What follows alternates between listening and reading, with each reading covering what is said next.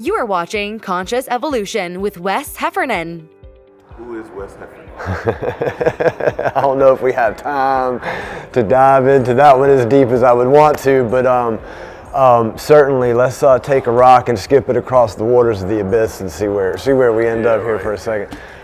So I was born in Augusta, Georgia, July 4th, 1976. Oh, wow. So bicentennial Independence Day. My great-grandfather, they wouldn't let him in the hospital to start with because he had Roman candles coming out of his hat on his head. And, right, it was 4th of July, right? So anyway, yeah, I came in with a bang, so hopefully go out with a bang too. We'll see. My great-grandfather was one of the founding members of the Augusta National in 1932, first time around. So there's that part of, yes, my grandparents have both passed, but he has his dad's member's jacket. We have the stock certificate. So there was always a lot of, heritage there, even just in Augusta itself, going on the Sunday drives with Mama and Papa, and I remember when Washington Road was a dirt road, and we used to ride horses down over here, and after they moved into Elberton, and it was every year or two we'd make the trips back, and they would go to their own old homestead where Papa grew up, and hear all the stories. But being raised by them for most of my early childhood lives, it was neat to have that down home, just overly loved, like perfect family. They knew who they were, so they weren't still searching for themselves while trying to raise me. They were old when I was born. So they did, from the time I was, I guess, 2 years old up until I moved back in with my dad when I was in 8th grade. And stayed with him through high school, and then went back for college and lived with my grandparents for a year or two before I went off on my own doing the mausoleum work. There's so many things that I could say that I got from them, but they would always, especially my grandma, Wesley, you can be a doctor, a lawyer, an Indian chief. You can be anything you want to be. And Mama, how can I be an Indian chief? I'm not an Indian. Right. She's like, Wesley, you can be anything you put your mind to. And it really and truly, everything that we're going to sit here today and talk to boils down to that concept being real for me, and that being something that was implemented me early on. I mean, as far back as I can remember, I can be a doctor, a lawyer, an Indian chief. And so, your choice. Right. And so instead of what do I want to do, it was more about who I want to be. And to answer that question, I'm capable of whatever my mind's capable of. So that was my question: what is my mind capable of?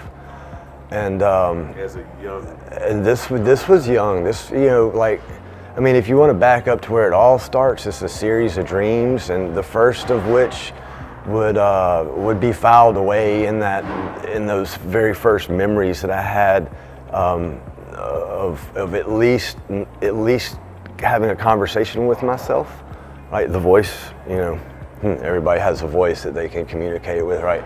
Or that they talk to when you're reading a book or whatnot. And so it was a series of dreams from about the time I was about 5 until I was 12 or 13 that caused me to know that there was purpose.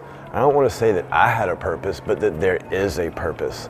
And then couple that with being, constantly told you can be anything you want to be, and whatever the mind's capable of. And so, give an example of one of the dreams. One of the dreams. I don't remember them all, and that's key because the core in the middle of the dreams is about me going and living and understanding what the beginning and the end is about, so that I can put them together. But the very first dream I had is vivid. I was going to sleep in my dream, and as I reached back to yawn, and I held my breath as I yawned, and then when I let my breath out, I landed back on the bed, and I was like, whoa, what is that? And that was kind of the end of the first dream. And, you know, as they continued on, I began to play, like, well, okay, well, how did that happen? And so in the dream the next time, which might have been a month later, at this point, they weren't super consistent, but it did work to that, and then it tapered off. But over the course of the dreams, like, well, how did I do that? So, like, playing with it is like, oh, if I hold my breath, I can float, basically, right? Right, I played around my room, and then I, you know, played around the house, and as I began to, you know, play around the house, of course, I ran into other people in the house, and but they couldn't see me, didn't know I was there, so it was, I'm in this, like, state of fly on the wall kind of thing. And as they progressed, expand that to the yard and expand it, and then that's kind of where I lose, okay, we're in the middle sections of, you know, you have to go live life to figure out what they are. But when I was around, you know, 12, 13, 14, somewhere in there, I had another, it was really impactful dream. And it was, no, back up for a second. Around and about the halfway point, there came in an energy, is the best way I could describe it. They seemed to start guiding me through the dreams and understanding what the dreams were about. And in the meat and potatoes of all that, most of that I do not recall. I just remember the presence. And then, so to the end. When you say energy, person? It was a person, and I mean, he was dressed in dark, and it was more friendly, like Abraham Lincoln, like, I'm here to help you, right? Not the scary, oh, I'm dressed in all black, Grim Reaper, right? It was a very loving, very fulfilling, very, I mean, that's the best way to describe it. It was comfortable. It was reassuring. It was, it felt like life.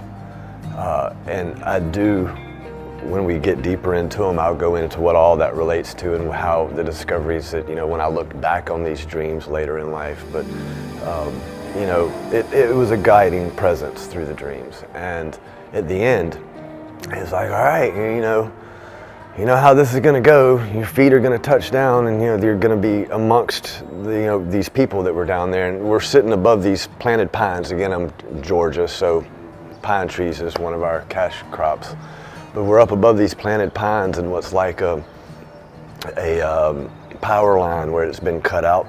So it's like a wide grassy area, but a lot of pine trees. And there were a group of people down, some of which I recognized as friends currently, some I didn't. And he's like, hey, you know, as soon as your feet touch the ground, you know what's going to happen. They're going to have questions, and they're going to want to know. And it's like, okay. And they can see you. No, they can't. No, but as soon as my feet touched the ground, I wouldn't be holding my breath anymore, and I'd be back into this world, so to speak, I guess. Trying not to sound too crazy. So I did, and, you know, yeah, there was the group around me, and, you know, they started asking questions, and the dream ended. And all that led to the purpose that I put upon myself. And it was important for me to, like, kind of realize, you know, I might be making all this up, right? But it felt right. And so I continued, you know, down the path of what's my mind capable of? Who am I supposed to be? What can I become? And over time, like, so many synchronicities. I don't know if you know what those are exactly, but like, it's like defining fate a little deeper and a little better. It's events that occur to help you move forward in life, or to help answer questions that would seem, you know, like a coincidence maybe, to kind of reverse it, or a gut feeling or instinct. So, like, you suddenly have a feeling to call your best friend you haven't talked to in 12 years. Well, the instinct or intuitive would be you pick up the phone and dial the number and call them. A synchronistic event would be, as you're picking up your phone, it rings and it's that person calling you, right? And so it just seemed every time I asked a small question, I got a small answer. And whether it was the voice in my head talking with me, or whether it was, you know, something experience in life that I was having, and again, this was still pretty young. There was definitely something driving me constantly, driving me, a passion driving me towards understanding who I am, what my purpose was. Again, whether it's real or made up, it felt right. And I've been trying to walk that path for almost 3 decades now. Thanks for watching. Join us next time on Conscious Evolution. Don't forget to subscribe.